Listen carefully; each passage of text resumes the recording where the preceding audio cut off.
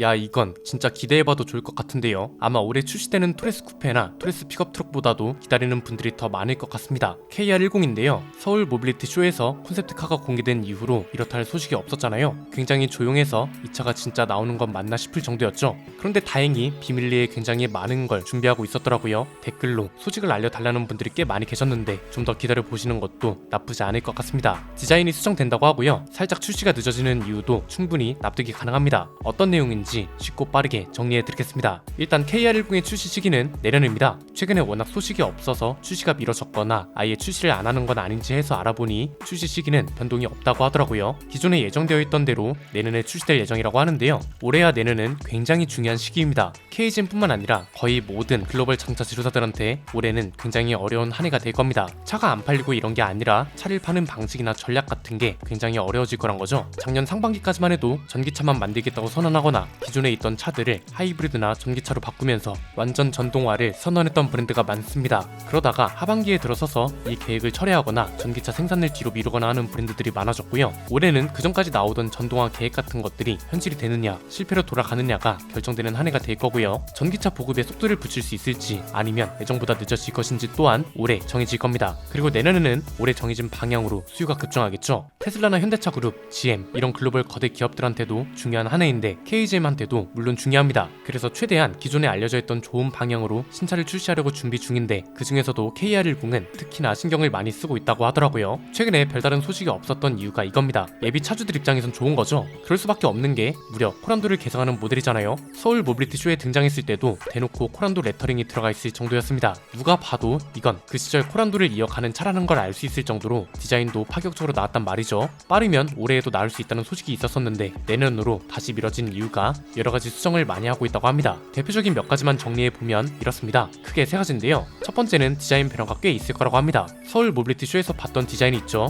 얘도 반응이 좋았는데 얘보다 훨씬 좋은 방향으로 디자인이 수정되고 있다고 합니다. 좀 더 코란도스럽게 정통 SUV 다운 분위기를 훨씬 강조할 걸로 보이는데 아무래도 모빌리티 쇼에 있던 차는 비교적 빠르게 만들어진 말 그대로 콘셉트카였잖아요. 그래서 어딘가 부족해 보이는 부분도 몇 가지 있었고 대표적인 게 측면 비율과 뒷모습이었습니다. 그래서 이 당시에 제안했던 게 실제 그 시절 코란도처럼 후면 타이어를 장착해 달라는 거였습니다. 이렇게 되면 좀 더 확실하게 코란도를 이어갈 수 있을 뿐 아니라 디자인적으로 비율까지 완벽해지고 밋밋해 보였던 뒷모습도 훨씬 알차 보인다는 게 이유였습니다. 이 당시 이 제안이 있고 나서 보시는 분들도 의견을 많이 주셨고 KGM 내부적으로도 의견이 많이 나왔다고 하는데 결론적으로 어떻게 됐나요? 요즘은 아무래도 연비와 무게를 중요하게 생각하는 사람들이 많다 보니 무거운 타이어보다 차라리 타이어 모양으로 수납 공간을 만들면 좋겠다는 의견에 무게가 많이 실렸습니다. 시간이 꽤 많이 흘렀는데 실제로 지금 이 방향으로 디자인을 검토 중이라고 합니다. 후면 타이어를 넣는 건 물론이고 타이어 모양으로 생긴 수납 공간을 넣는 것도 함께 검토 중이라고 합니다. 아마 여론을 반영해서 타이어가 아닌 수납 공간으로 나올 가능성이 높지 않을까 싶습니다. 이렇게 되면 무게가 많이 나가는 것도 아니고 타이어만큼 많이 튀어나오지도 않을 거고 대신 보기 좋은 비율과 디자인 그리고 그 시절 코란도의 분위기를 잘 살릴 수 있을 것 같아서 이건 굉장히 좋은 방향인 것 같습니다.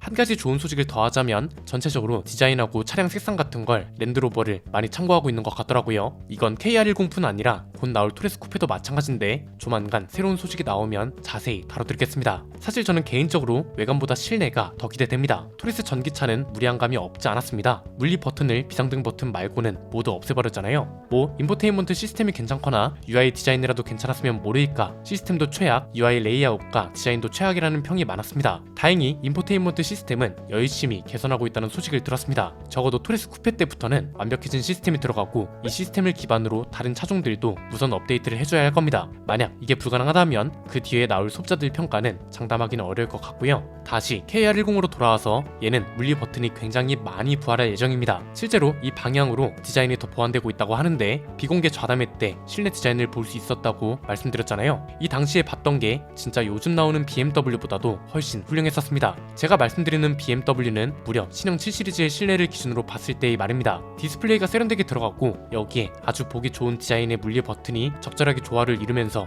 이게 진짜 제가 알던 KGM이 맞나 싶은 생각이 들 정도였거든요. 이제는 여기에 더해서 감성도 추가할 예정이라고 합니다. 지바겐처럼 물리 버튼을 추가할 수도 있다고 하는데 지방인도 보면 전투기나 탱크처럼 천장에도 버튼이 달려있잖아요. 이게 정통 SUV 스타일에서는 굉장히 좋은 감성 포인트가 될 것 같은데 살짝 걱정되는 것도 없지 않습니다. 만약 이 방향을 비중 있게 고려 중이라면 잘 안 쓰는 버튼을 많이도 아니고 몇 가지만 천장으로 빼는 게 좋을 것 같습니다. 괜히 비상등 버튼이나 온도 조절 버튼 같이 운전자들이 굉장히 자주 쓰는 걸 천장으로 빼면 굉장히 곤란해지고요. 왜 미국 차들도 이런 것 때문에 욕을 많이 먹었었잖아요. 지금은 그나마 나아졌는데 예전에는 비상등 버튼이 조수석 쪽에 붙어있는 차들이 많았거든요. 미국은 우리나라랑 다르게 비상등을 많이 안 쓰기 때문에 그런 건데 우리나라는 비상등으로 거의 모든 의사표현을 할 정도로 많이 쓴단 말이죠. 그래서 비상등이나 온도 조절 버튼 같은 건 가장 쓰기 편한 곳으로 효율적으로 배치해줬으면 하고요. 천장에 정 버튼을 두고 싶다면 뒷유리 열선이나 사이드미러 폴딩 버튼 정도, 아니면 아예 룸램프 버튼을 지바겐처럼 감성적으로 디자인하는 것도 방법일 것 같습니다. 두 번째는 파워트레인도 요즘 잘 팔리는 구성으로 나온다는 게 좋은 것 같습니다.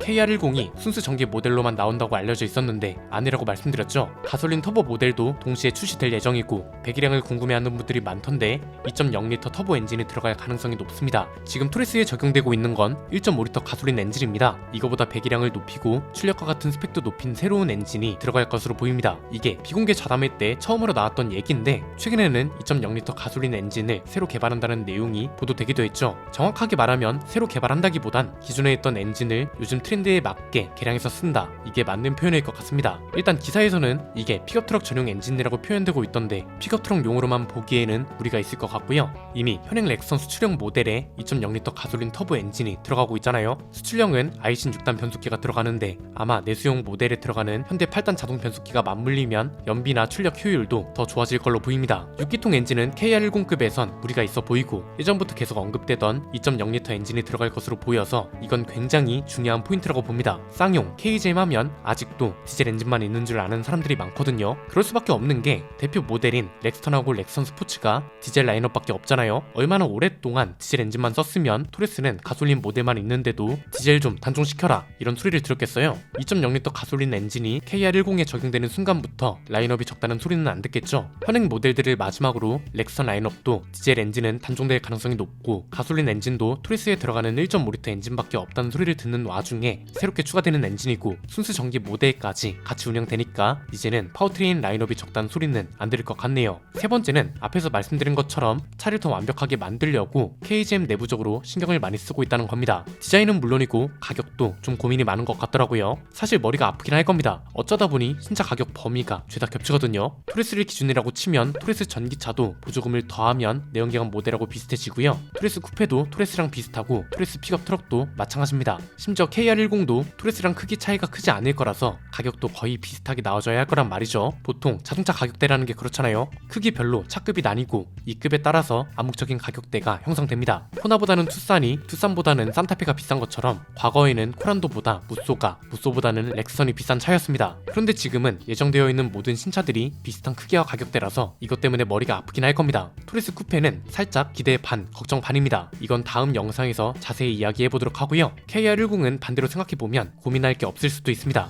얘는 어쨌든 코란도를 이어가는 차잖아요. 가장 확실한 건 코란도는 절대로 고급차가 아닙니다. 괜히 최근에 나온 렉선 서밋처럼 어설프게 고급화를 했다가 여론이 뷰티풀 코란도 꼴 나는 건 한순간입니다. 그래서 괜히 애매한 고급화는 절대로 하지 않았으면 좋겠고요. 얘는 진짜 그 시절 코란도처럼 적당한 가격에 오프로더 감성을 느낄 수 있는 좋은 차 정도로만 가면 충분하다고 봅니다. 토레스랑 겹칠 걸 걱정하지 않아도 된다고 보는 차거든요. 어차피 토레스랑 선택과 취향이 확실하게 갈리는 차란 말이죠. 토레스는 도심형 SUV, KR10은 정통 SUV 스타일을 원하는 사람들이 선택하는 겁니다. 그래서 딱히 서로를 간섭한다는 생각은 안 드는 겁니다. 지프도 보면 랭글러가 있다고 해서 체로키 라인업이 랭글러 가격대를 피해가진 않잖아요. 마찬가지라고 보고 어차피 지금 디자인을 손보고 있다면 이런 걸 감안해서 해주면 더 확실해질 걸로 보입니다. 모빌리티 쇼에 나왔던 차보다 훨씬 오프로드 스타일을 강조해버리는 거죠. 랭글러나 브론코처럼 라이트나 낚싯대 같은 것들을 걸 수 있는 고리도 여러 군데 기본적으로 달아주고요. 포드 랩터 모델들을 보면 주황색 불빛으로 포인트를 많이 주잖아요. 오프로드 느낌을 살리려면 이런 것도 방향이라고 볼 수 있을 것 같습니다. 사실 작년 연말에 KGM에 대해서 비판적인 이야기로 마무리를 했었습니다. 대표적인 게 토레스 쿠페의 이름하고 인포테인먼트 시스템 관련된 거였습니다. 그래서 올해 살짝 걱정이 되긴 했는데 신차 계획들을 다시 수정하고 검토하고 여러모로 신경을 많이 쓰고 있는 것 같아서 이 정도면 걱정을 기대로 바꿔도 되지 않을까 아닐까 싶습니다. 가장 코앞에 있는 신차는 토레스 쿠페입니다. 이것도 지금 새로운 소식들이 워낙 많아서 정리되는 대로 영상으로 내보내드리겠습니다. 오늘 내용은 여기까지입니다. 내용이 유익하셨다면 구독과 좋아요의 알림 설정 부탁드립니다. 지금까지 저는 안피디였습니다. 감사합니다.